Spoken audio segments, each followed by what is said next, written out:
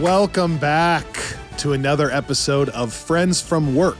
This is a podcast about all things in the Marvel Cinematic Universe, and it's a podcast that's hosted by me, Kyle Sconowill, and my longtime friend from work, Robbie Earl. Robbie? Do you know? I don't even know what we're dancing about, but it feels good. Do you know what that's for? It's because just recently, the Mission Impossible Dead Reckoning trailer dropped, and I just rewatched it right before I hit record on this. I love how excited you are for this Mission Impossible movie. I think that as we're getting closer to it, I'm really excited for the Mission Impossible movie, but I think that I have the same feelings about the new Indiana Jones movie that you do about the new Mission Impossible movie. Okay. That just reminds me of how unbelievably fun this summer is going to be. It's going to be fun as a fan of all these different things. It's going to be fun as a podcast to get a chance to talk about this stuff over on Screensaver. I can't remember a summer where I was this stoked. And keep this in mind. That's without a Marvel film technically releasing this summer. But I just don't remember a summer where there's this many that I'm interested in. It's usually 2 to 3 trips to the theater for Annika and I throughout the summer. This might be a 4 or 5-er. If you had to quick off the top of your head rank your most anticipated summer releases, what's the order? Oh gosh. I think it probably would be weirdly either Indiana Jones or Oppenheimer. The thing about Indiana Jones is it's just such a special, it's a movie that's been people have attempted to recreate that magic in so many ways, like in the Uncharted movie. And it's just, you can't beat that mix of Harrison Ford and the Spielberg-esque thing that comes together with Indiana Jones. And then the interesting thing here is Spielberg's not directing, but so I'm excited about that. Do you know who is, by the way? We've gotten. Off the top of your head? James Mangold. Oh, okay.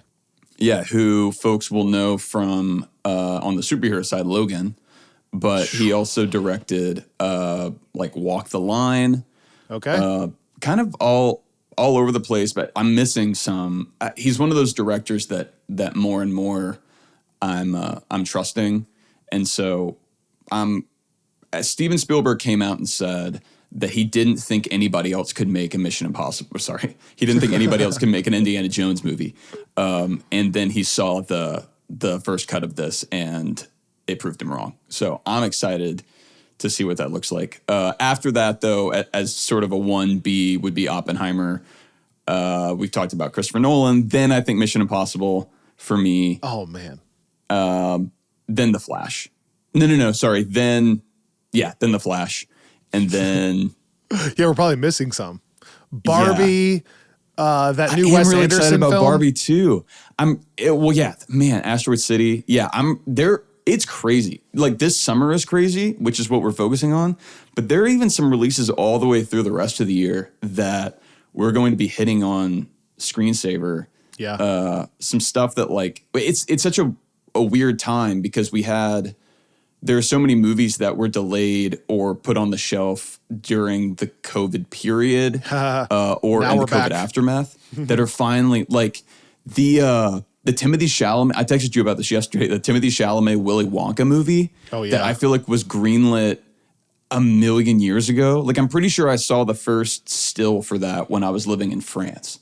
No. And I think like whether it was just like a really, really early look and it's just been sitting out there. And now that's supposed to, the last time I checked, come out in December.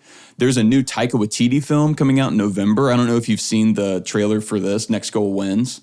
Oh, yes. Yeah. Yeah. He's like a soccer Michael Fassbender coach. and Taika Waititi. I'm really excited about that because we haven't gotten a non-Marvel Taika film since Jojo Rabbit. Jojo Rabbit for sure, yeah. No, not so. since. Anyway, yeah. What's your list? I think for me, without thinking about it a whole lot, I'd probably say Mission Impossible: Dead Reckoning 1, Oppenheimer 2, although that's more of like a 1A, 1B, and then Indiana Jones 3rd, I think. But there's so many. Like I will probably see Asteroid City. I'll probably see Barbie. Like those could still be really fun, really good. And then not to bring it back to this always, but I am genuinely stoked about Secret Invasion as well on the Marvel side, which doesn't count as a film, but yeah. Yeah. Which is what we're gonna talk about today. that's and you know, The Flash is right around the corner here, and there's been a lot of buzz around that movie. We've been covering some stuff on Screensaver Plus ahead of that movie. True. We watched Batman 1989. Yes. Unfortunately, for the first time for you. That was a lot of fun. That episode is currently available as a freebie on the Screensaver main feed. Normally those are available for patrons only, but we wanted to kind of give you all a taste of what Screensaver Plus is looking like. Yeah. And Screensaver itself is really kind of cooking with grease now, because we've got the Across the Spider-Verse episode out and moving into Flash, and then all these other movies we're talking about. But yeah, I'm glad that you brought up the Marvel of it all, because man, we've had some big announcements these past few weeks, and the year is finally kind of shaping up. Yes. There have been a lot of just shakeups and kind of false starts and a little bit of confusion around what this next leg of the MCU would look like. It's like things were laid out so clearly pre-COVID, then everything was on pause. Then stuff started coming out in different order than it was originally supposed to. And we, have talked to death about the potential VFX issues and rewrites and all that. And I feel like whether that's reading into it or not, things were kind of put on pause, like after She-Hulk and Wakanda Forever, it felt like we just took a beat. And then Quantumania came out and there was a whole thing there. And then I feel like we've taken almost a longer beat. And yeah, I think now it's like I'm looking at the rest of the year and Secret Invasion, which we're about to talk about, and then Loki season 2, we now know is coming in October on Fridays, which is something you and I have asked for forever. Well, let me... I asked for that as a fan. As a podcast host, I think I got used to the Wednesday thing and liking the Thursday release for our episode. Yeah. Which, we're going to have to change some things up. Yeah, we're figuring it out. But, October 6th. And then all of the episodes of Echo dropping at once on November 29. Yeah. So that'll be different, which you and I are trying to figure out as podcast hosts again, how to cover that. Yeah. One thing I love about that is just I like getting Loki cemented in. I like that now we have a bunch of stuff to talk about on the back half of the fall, which is incredible. The one thing I'm really not sure about is, you know what this means? Do you know what I'm about to say? It seems like they're repeating the same thing of, it looks like unless there's 2 episodes of Loki in the first week, which is possible, that the finale will end on a Friday, the same week that the Marvels will release. So again, just put it out the end of September if that's the concern. Or maybe, like I said, maybe they'll do 2 episodes of Loki on the first week. Yeah. No, that is the only, like every part of that announcement I was excited about, including the all-at-once release for Echo, just because I think that's it'll be an interesting chance for Disney to try out a different model. They're obviously trying to kind of figure out how to dial in the Disney Plus stuff anyway when it comes to Marvel. And so I think, and I don't think they've ever done that for any shows, like even Star Wars stuff. So no. I think it'll be interesting. What I've read about the Echo show has gotten me really excited. Some of the folks that are working on it, I think Brad Winderbaum from Germany. This is the German minor in me struggling whenever I see a W like that. But I've seen him talk about how this one feels really special to him, and I do think we've got Matt Murdock and Wilson Fisk both confirmed to appear in that, right? I forget. There are so many things that fly around. Is there. Matt? I know Wilson Fisk is. I'm not sure Matt Murdock is. But I thought that I saw that he was, but maybe that's just a rumor still. No, Let me fact check this real quick. I should know that, but it's been a while since I thought about that show. I think in general, I'm excited about it just because it's something different. I don't fault them for trying new release strategies. I'm sure they're just experimenting. I don't think I would like every show to be dropped all at once. I've critiqued that before Yeah. on the Netflix side. I feel like the advantage of putting them out weekly is everyone stays on the same schedule. So like when you see your friend at work, you know they've probably seen it and you can talk about it. Yeah. Which actually works better for Fridays as well, because then they can watch it and then recap Yeah. at work on Monday. The only thing I'd still change is put it out at 5 or 6 p.m. on Friday. I just don't understand 3 a.m. But what did you find? Yeah, which we don't know, I guess, when they are putting it out. It's still possible. There's hope. What? Two things. One, I confirmed that Matt Murdock is going to be in Echo. Unreal. It'll be the first time that Charlie Cox and Vincent D'Onofrio have appeared together since Daredevil season 3. That deserves a.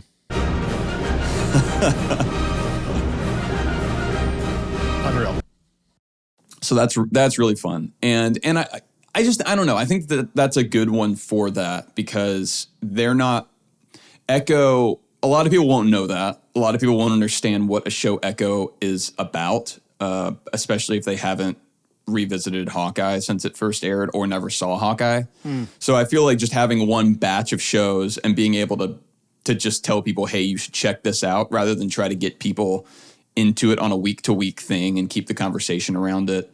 Because I look at how hard it was for Marvel to do that with things like She-Hulk and Miss Marvel, to compete in the week-to-week space when there are other shows on HBO and Netflix and whatever else that are not Netflix, but dominating that space.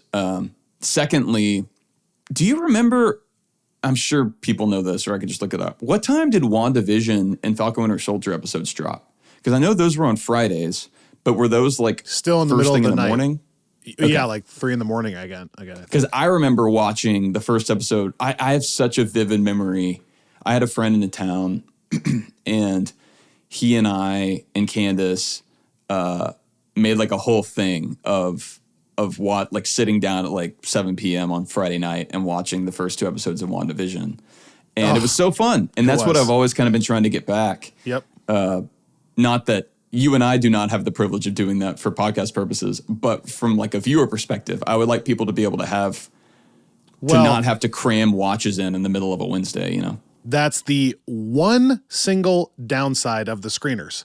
The WandaVision show was before our show kind of went to 2.0, like before we took off. And so we didn't have screeners for that. And so, yeah, we were watching it the day it released with everyone else, which is actually kind of fun. But I would never trade, seeing it early. But you know what I'm saying? That was the moment. It's funny you say that, because Guardians was such a unique thing. We talked about this on our initial reactions episode, I think, or our spoiler-free preview, where it's the least lead time we've gotten for a Marvel movie in a while, just because of our own schedules. We didn't get to see it until a couple days ahead of time. Mm-hmm. And again, from a podcast perspective, it was inconvenient because our window got really narrow. But there was something kind of fun about seeing it at the same time as everybody else, more or less. Like just being part of the general audience. It's not something that I like the fact that we're able to see these things early and it's fun. But I do think like at least once in a while, it's kind of nice to it felt like I was just going to a Marvel movie like old times. No doubt. With a super pumped crowd. And so anyway. All right. Well, I am glad you're feeling better. Our whole podcast is glad that you are kind of fully on the mend now, which is amazing. Excited about the summer, but I wanted to take some people through Secret Invasion in a Saga So Far episode like we've done in the past. If you have not seen the Secret Invasion trailer, or you have not seen some of the Marvel movies like Captain Marvel, a few other key ones, obviously you have time to go do that. So we recommend that. But just in case, let's recap where all these characters have been briefly from a 3,000 foot view and catch people up on where Secret Invasion could potentially start off. We have not seen it yet. We plan to see the first few episodes coming really soon. So that's where I want to start. Our Saga So Far episode is brought to you by Nerd Riot, which if you're watching on YouTube or on Spotify, look at these shirts. We didn't even plan this. Which one are you? You get the Pink Floyd shirt. Yeah. Okay, I got the Baby Groot I really Nirvana. love this one. I like yours too. Do you like Nirvana? I love Nirvana. Do you really? Oh, yes. We've never talked about this. Bro, I love Nirvana. In my Sunday selection post on our Sunday post, I did the listen section about Muse. I have a little bit of a hard rock side to me. I think it's the guitar player in me. So That's occasionally why you love Mama's Got a Brand New Hammer. It is, and it's why I love Smells Like Teen Spirit, of course. And it's why I love the cover of Smells Like Teen Spirit for Black Widow credits. One of the greatest opening credits. Yes. possible. Dude, I did not know that about you. I feel like that is that's one of those, every now and then you find out something about someone you're good friends with that just shifts your view of them ever so slightly.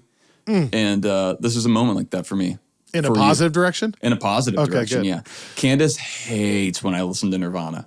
What? Because it's just like one of the most revolutionary bands of all time. That's not hyperbole.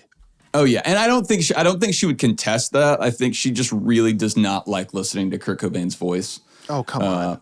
And I think she feels like when I'm listening to it, I'm getting a little too like broody Batman. Which is probably love true, but in music history where you can trace trends and see why bands were birthed when they were. And Nirvana is one of those where if you go back, this is really music nerd stuff. If you go back and listen to like the 80s stuff, there were so many people singing about like, we built this city on rockin', but the rock and roll they were talking about was like, do, do, do, do, do. And they're all dancing like this. That was so much of the 80s, you know? And then like Styx. And then like from that, I totally get bands like Nirvana and soon to be Weezer being like, that's not, bleep rock and roll. This is rock and roll. Like we're going to get in a garage and we're all going to literally just play at the same time and just shred heavy distortion.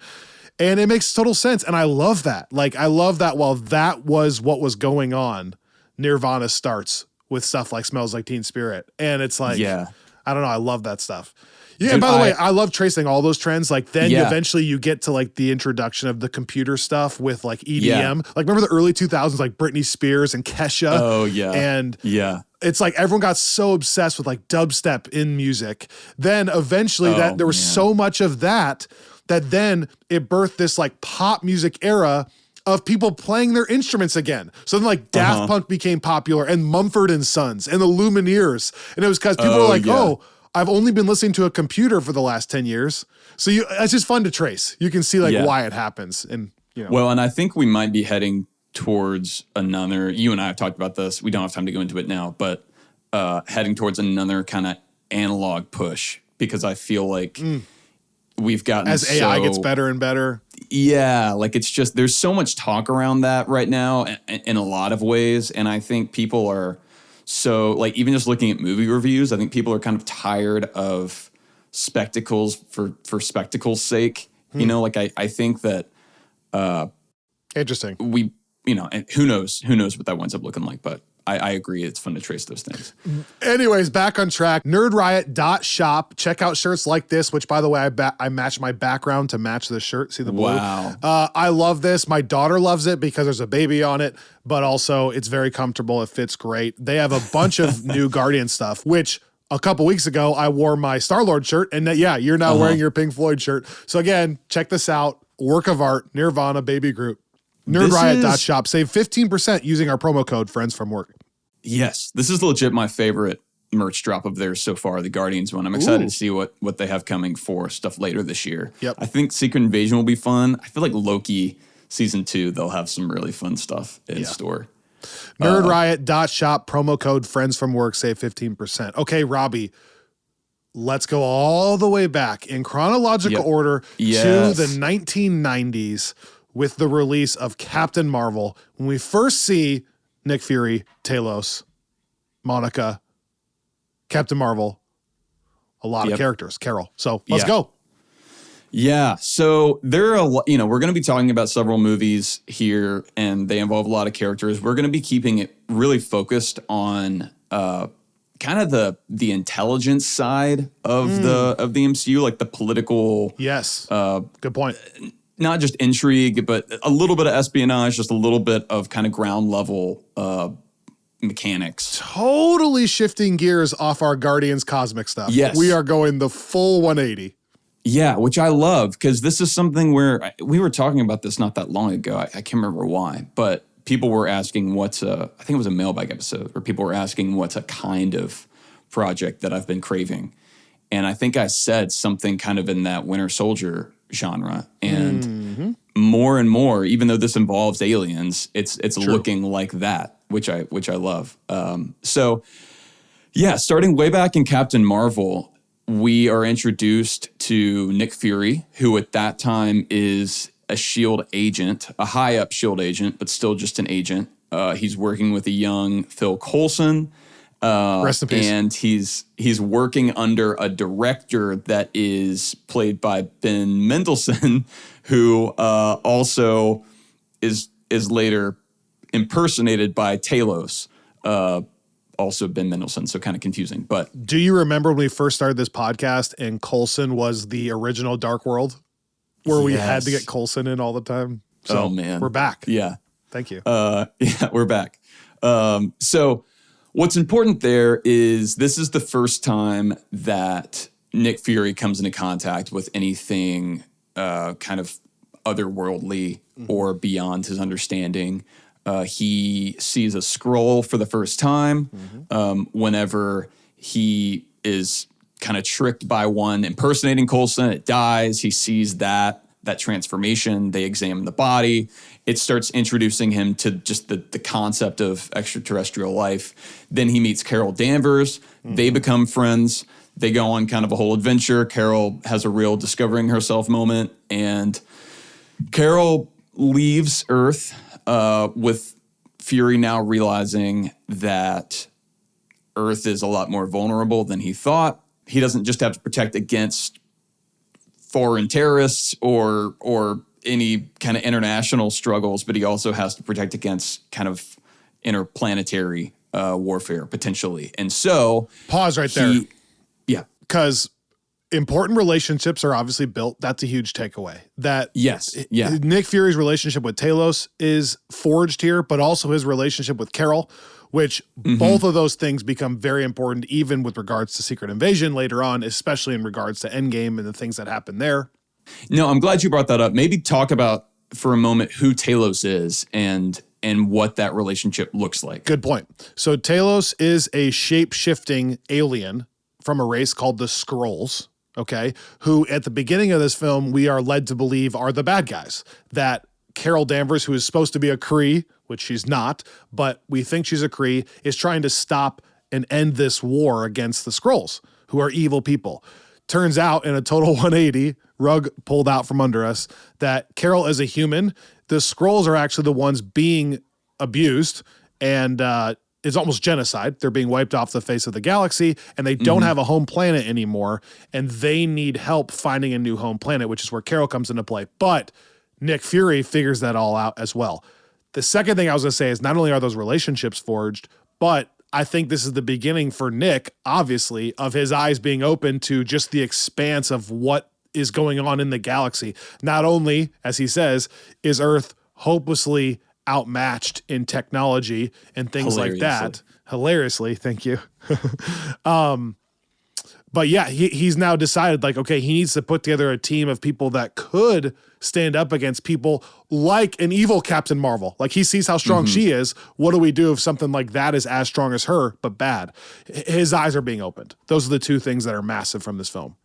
Yeah. That's a great recap. And I think that we talked about this recently, but it's important to remember that the way that Fury and the Skrulls initially part ways is with Carol agreeing to, after they kind of defeat the Kree group that's trying to track them down, Carol agrees to help them find a new home where they will kind of be safe from the Kree and free to start kind of rebuilding. And so that's the last we see of them. We don't see them do that. We see them head off to do that, but we did not actually see it happen.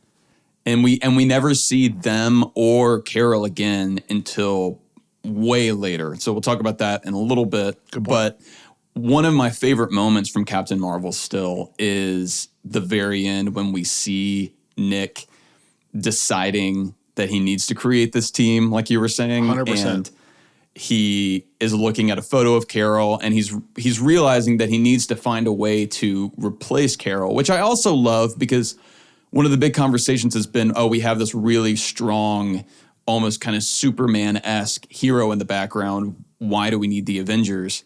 And I almost like the idea of him initially trying to gather a team to try to just collectively be as powerful as Captain Marvel. Now, that's not me saying that Captain Marvel is more powerful than the Avengers collectively, but I kind of like that way of looking at it. I like that way of looking at where the name came from, because otherwise it makes no real sense why they ever would have called it the Avengers Initiative. So that's where we kind of leave off with Fury in the 90s. Carol only leaves him a pager to stay in touch.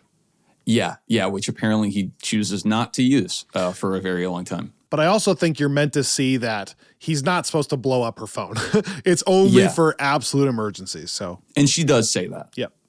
And I think Fury also knows that he can't rely on one person that's not even living on Earth. So he can't. It's not going to work for him to just constantly call her anytime something goes wrong. Right. So I think it makes sense that he would want to, even in the midst of pretty heavy disasters, continue to work on it from within, which is what leads us to his next appearance, still one of my favorites, at the very end of the first Iron Man film, where he reveals himself to Tony Stark and announces to us for the first time that the Avenger Initiative is something that's going on. And we get the sense...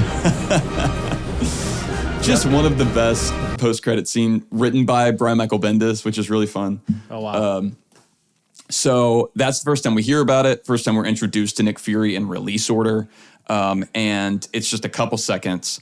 The next time we really see Nick Fury and learn about him will be in Iron Man 2, which is also the first time that we meet Don Cheadle's Rhodey, James Rhodes, who is another character that is going to feature pretty prominently in Secret Invasion. Obviously, Rhodey was introduced as a character played by Terrence Howard in the first Iron Man film, and we see there that he is a colonel in the military. He's Tony Stark's best friend.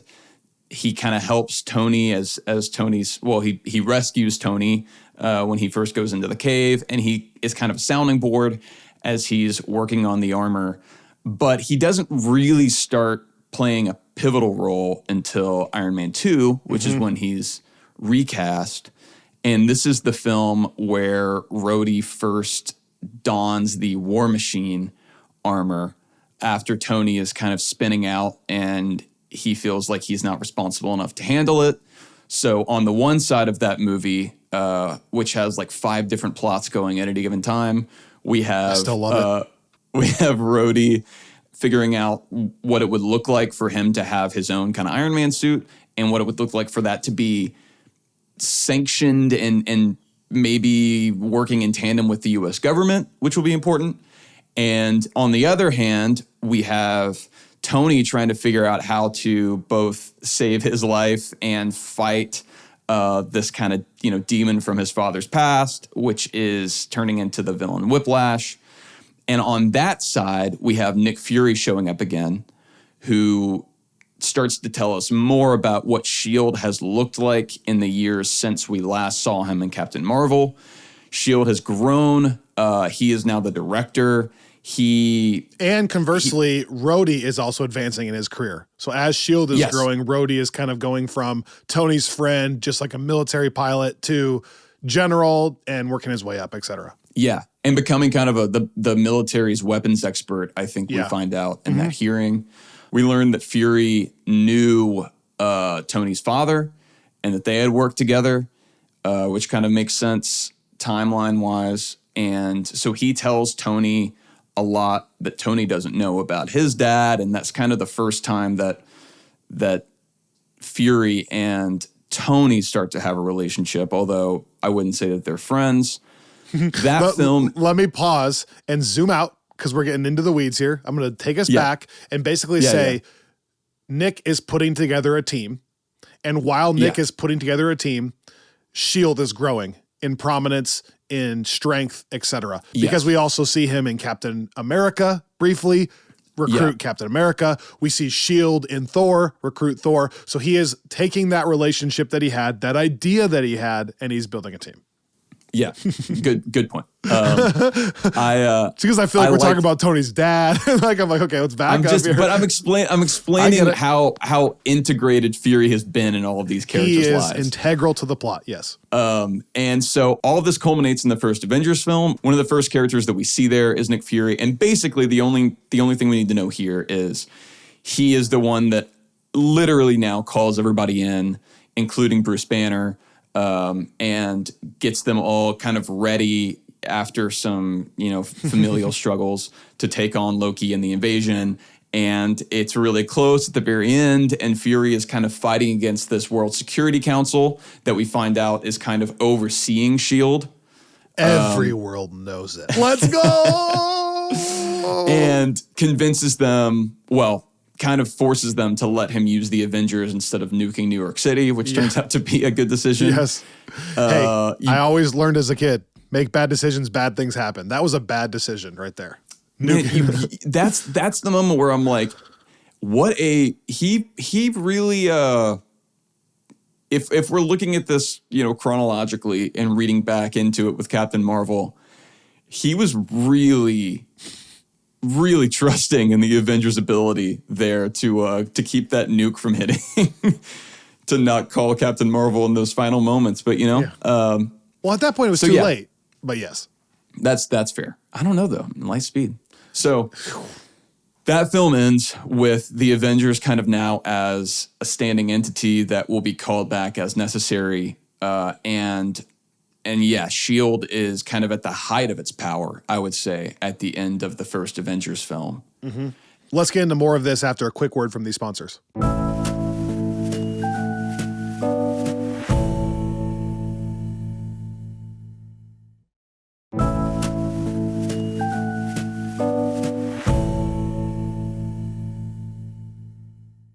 So that's kind of the state of the world after the first Avengers. Everyone's sort of reeling from the status quo change of there was an alien invasion and we now have a superhero team. And so the first time that we really see what the impact of that looks like on the ground level is Iron Man 3, when we check back in with Tony, but more important for our purposes with Rhodey, who now has an even more integral role because he's now using the War Machine suit, but it's painted red, white, and blue. It's called Iron Patriot. Yes. And he is actually working with the U.S. government as kind of the figurehead, but also like the right-hand man of the executive branch in some ways. Taking orders from the president and the vice president. Yeah. So we see him kind of going on missions trying to stop the Mandarin, who we think is the Mandarin at that point. And so really there's a lot of Rhodey in that film. And we just see how high up, to your point, he is in the U.S. government, how comfortable he's getting with the armor. It's fascinating how little the Marvel Cinematic Universe has utilized the American president. I was just thinking about that. Every other long-running series would have the president be like a big deal. It'd be a big deal character. It'd be a reveal who it was. It'd be that the president said this. And even in the Avengers, they're using the World Security Council instead of the president, which I like. But, we're working towards Rhodey becoming the right-hand man of the president before Secret Invasion. And I just wonder if maybe now we're going to start seeing, are we going to see the president as a big character? And then and in general, we talk about the government some, but it's always just in the background. Like the American government is never the driving force of the MCU. Which I do like that. Me too. Because it makes it makes it feel more global. It's also more unique. Yeah, I think it's a big difference from the way it was handled in the Snyderverse Justice League stuff. That's what I mean. But yeah, I think I'm glad that you seized on that though, because I think that's going to be an interesting thing to trace. And our Friends from Work news correspondent Greg Arnold pointed this out to me a couple weeks back, because we do have, this is the most prominent we ever have the U.S. president in Iron Man 3. We see multiple scenes with him. It's President Matthew Ellis, I think is his name. Ellis for sure. I also think that that's a shout out to Warren Ellis, who wrote the that's fun. The comic that Iron Man 3 is largely based on. It'll obviously be a new president at this point because it's so many years ago. Yeah. We haven't seen one since then. But I think, it will be a new president since then. But already we know that Rhodes was pretty comfortable with him. I mean, I think that they had a real relationship. So it makes sense that he would continue to be high up. One thing that I think is worth noting, in case we forget, kind of as we're looking through the presidents in the background, we have been told that Harrison Ford is going to be playing a President Thaddeus Ross. So by the time we get to Captain America New World Order.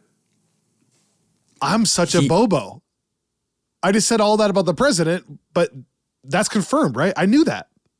What? No, it is confirmed, but I don't think he's going to be the president necessarily. Well, we don't know that he's the president in Secret Invasion. I would think he's not, because we haven't had Harrison Ford confirmed for that, and we know that the president will play a role. Okay, sorry, you got me confused there. I get it. Makes me think that we could be looking at a Skrull president that will have to maybe give way to a Ross. How much you know about your security detail? Dun dun dun. Or, just democracy does its thing and votes in a retired general that has made a lot of questionable decisions. But yeah, so you're right. I think it'll be interesting to see what happens with the presidency in the MCU. But I didn't think about that side of it either. Ross would actually be a terrible candidate. He's mishandled a lot of situations. He tried to kill everyone. Black Widow. Yeah, almost every situation has been mishandled. But, he's got a great speech about his golf game realizations. And his swing is not great. His left arm folds during that. So when he's talking about it, I'm like, this guy doesn't play a lot of golf. Or if he does, he's a 20 handicapper.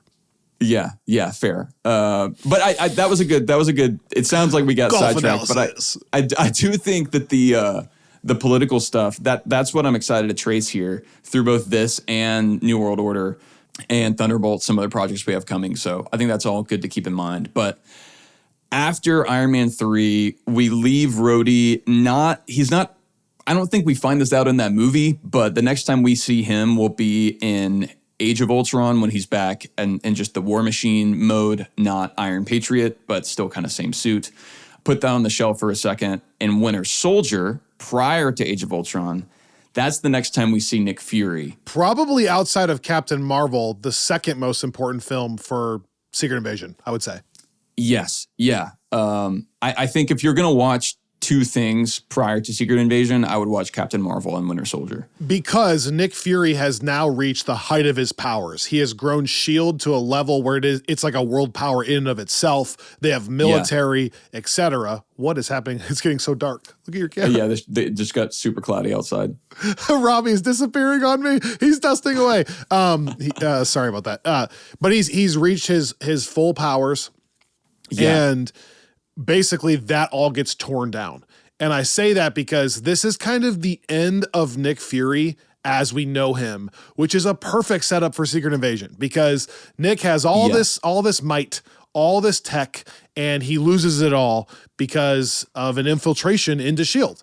And so the remaining Avengers decide that they have to tear this down, start over. Nick loses all of that stuff. And in a key scene, kind of officially for the first time ever, starts taking orders from Captain America. The roles start reversing where he is now not in charge anymore because of some things that were mishandled. Yeah, which I think is really important from a 3,000 foot perspective, because Nick Fury has always been, since day one, the driving force behind every connection that we've had in the MCU has been made through Nick Fury in some way or another. And from here on out, the kind of center of the universe is stepping back. He formally sort of retires, doesn't fake his own death per se, but I guess kind of fakes his own death, and has like a gravestone, and so he's going undercover, and ostensibly that's where we leave him for the most part. Which also tonally, that film probably prepares you the most for this. Yeah. Well, and it also, I don't know that I've thought about it this way before, but it leaves this power vacuum that the Avengers themselves then kind of have to fill, which I think results in the level of discomfort people feel by the time we get to Civil War.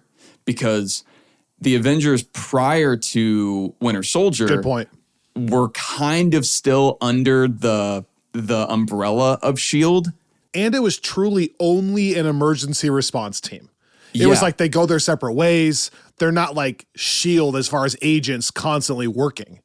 Yeah. I mean, it's like now we know that the World Security Council had been infiltrated by Hydra on some level, but at least in theory, the idea was the Avengers answered to Nick Fury, who answered to the World Security Council. So there was some level of governance. Yep. Whereas after Nick Fury's gone and S.H.I.E.L.D.'s gone in total, then they're out doing missions now. And then that's what probably escalates the Accords, because now they're out all the time doing stuff.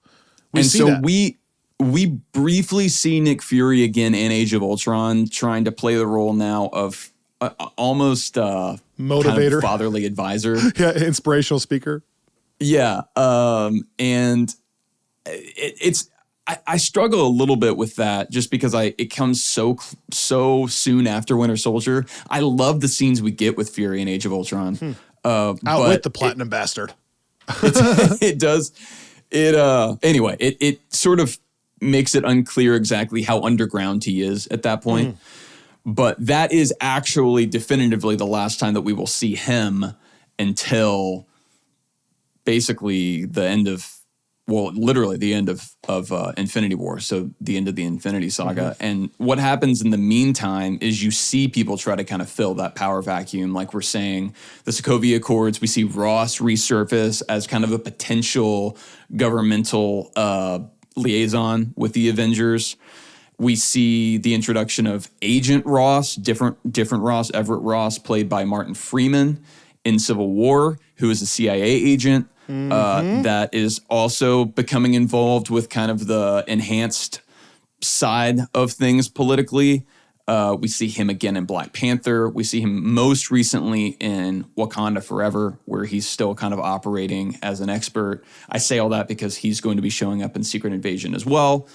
And then during that same time, we see Rhodey choose to sign the Accords and become even more of a governmental figure until in Infinity War, when he basically commits treason and refuses to obey an order by Thaddeus Ross to side with the outlawed Avengers.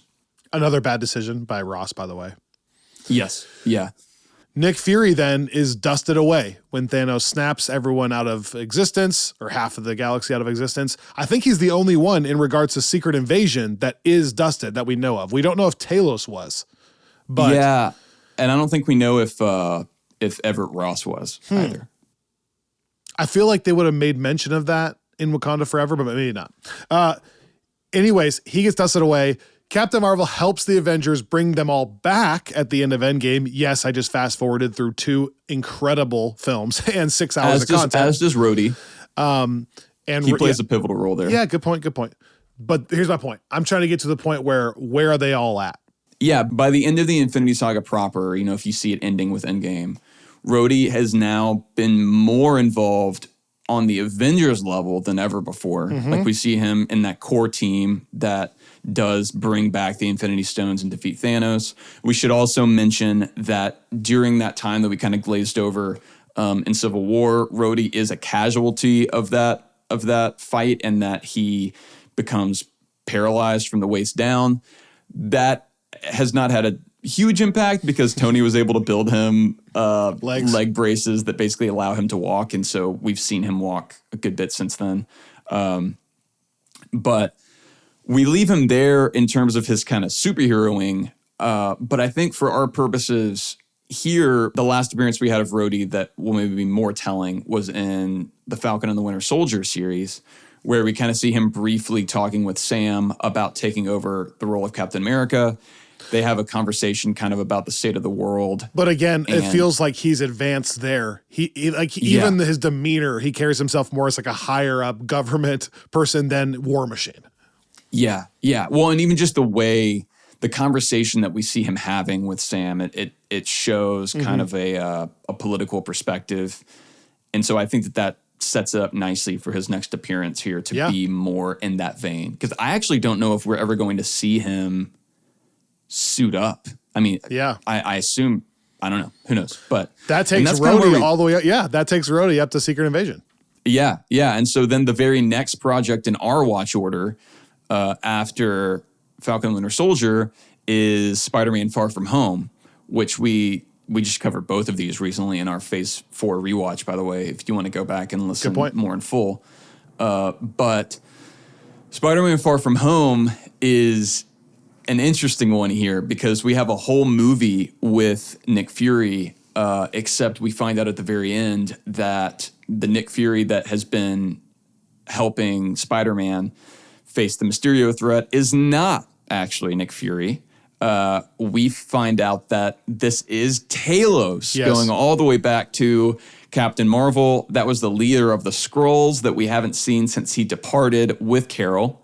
We have no idea what's going on with the Skrulls or that they're even still present until we see this. And a brief appearance in WandaVision from someone that which does matter. Yeah. I think maybe more for the Marvels than for Secret Invasion. But here's why. No, because here's why I think it matters. I think it matters that, again, 3,000 foot view, that they still have that relationship. So Nick Fury ends up going away. Talos stays behind. They're clearly working together. Nick Fury is now on the Skrull ship. He's out. But they are in enough of a conversation that Monica Rambeau knows these Skrulls, or like is not surprised to see them.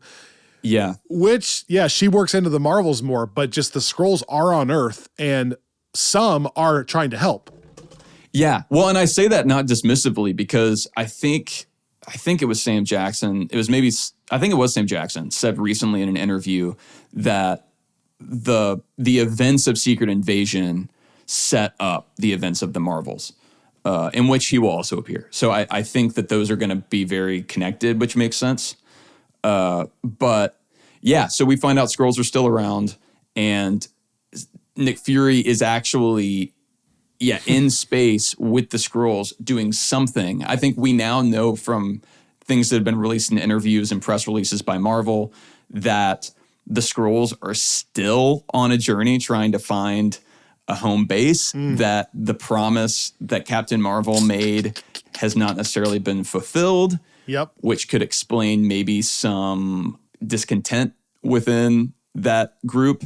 Leading to Emilia Clarke's new character, which she is supposed to play Talos' daughter, who grew up with the hope of a planet and apparently maybe now doesn't have one. So maybe some bitterness there.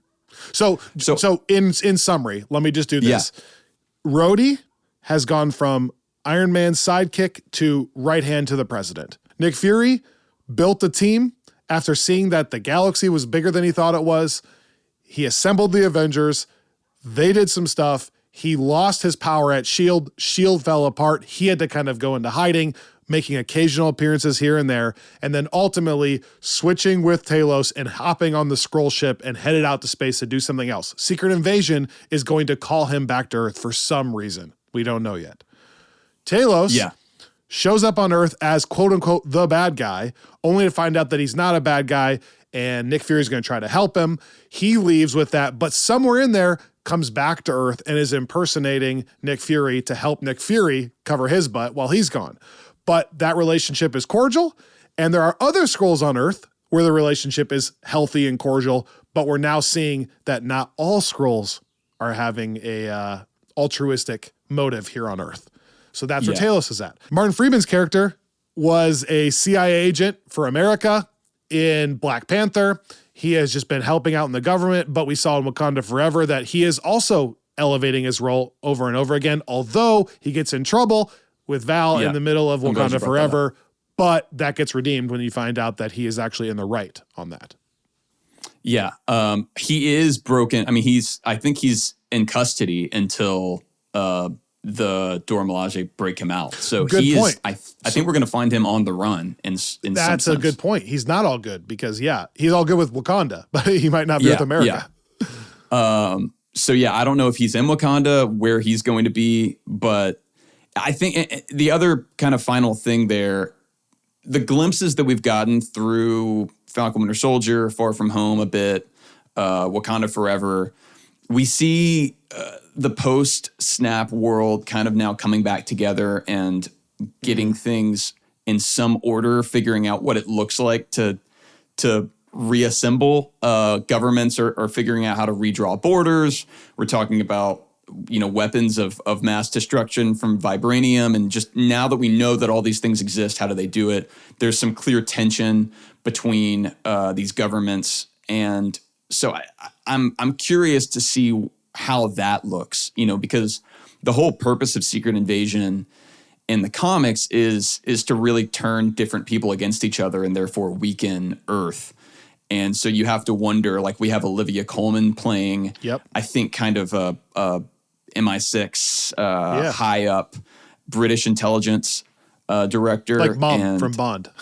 Yes, yeah. And so it'll be interesting to see who's a Skrull, who's been infiltrated. That's going to be the real fun of this particular series. I think that the final piece of that, talking about the intelligence community, we don't know for sure. We don't know at all. It hasn't even been alluded to. I personally suspect that we might see Sharon Carter show up here, who is a former SHIELD agent and former CIA agent, maybe restored CIA agent after Falcon Winter Soldier. I forget exactly what capacity she's put back into place as. And maybe even more likely, I think we might see JLD here as Val, just given how integral she seems to be in the kind of post-blip political U.S. side. intelligence coalition. Yeah. Yes. Yeah. 100%.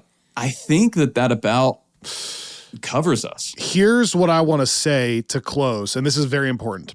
We have other resources for you. So if that sounded fun or you're into that kind of thing, oh my goodness, there's all kinds of stuff you could do. First of all, if you want more of it, you can go back and listen to specifically those episodes. Like we have a Falcon and Winter Soldier review. We have a Far From Home review. We have a Captain Marvel going way back, catch up. So there's all kinds of ways on the podcast front you can get more information on what to expect for Secret Invasion. Secondly, it's either out or it will be out very soon. We're putting out another screen recap, a film recap that we call a friendly reminder on YouTube. These have been really fun. It's all clips of the show. So basically everything we just said condensed into 10 minutes and in video form. So you can see the characters we're talking about as we describe it. This is a perfect tool for somebody who's not seen any of these projects, but wants to watch Secret Invasion, or maybe your spouse is going to watch Secret Invasion as the first Marvel project since Guardians. Maybe they saw that one and now they want to see more. Well, show them this 10-minute friendly reminder to catch them up on where these characters have been and who they are and what they're doing, etc. Also, if you subscribe to Friends from Work Plus, I'm sure there will be some comic book readings you can do to get even more information on some of the source material regarding Secret Invasion.